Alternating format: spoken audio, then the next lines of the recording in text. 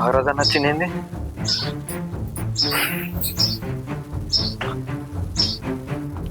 అరే గణేష్ గా పైసలు ఎప్పుడు ఇస్తావురా? పైసలు ఎప్పుడు అడిగినా అప్పుడు ఇస్తా ఇప్పుడు ఇస్తా అంటున్నావు, జరుపుకుంటాను. ఇయ్య బుద్ధి అయితే అందే బుద్ధి అయితే లేదా? అయ్యో ఎందుకన్నా గట్లా మాట్లాడుతావు? నీ పైసలు నీకేమా? మొన్న కలిసినప్పుడు చెప్పినా కదా అన్న, ఇంట్లో కొంచెం ఇబ్బంది ఉన్నది, కొన్ని రోజులు ఆగు అని. మళ్ళీ ఇంటికి వచ్చినవేందన్నా?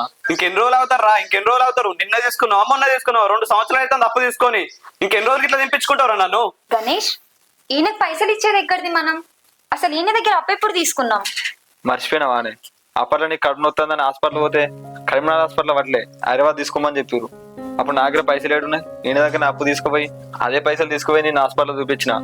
మొన్నటిదాకా మిత్తి కట్టుకుంటూ వచ్చిన, ఇప్పుడు అసలు పైసల కోసం వచ్చిండు. ఏంది మిత్తి కట్టినావా? నువ్వు మిత్తి కట్టగానే మీ ఇంటికి వచ్చిన. మిత్తి కట్టినాక మీ ఇంటికి ఎందుకు వస్తా? ఏంది గణేష్, మిత్తి కడతలేవంటాడు? నిజంగానే మిత్తి కడతలేవా?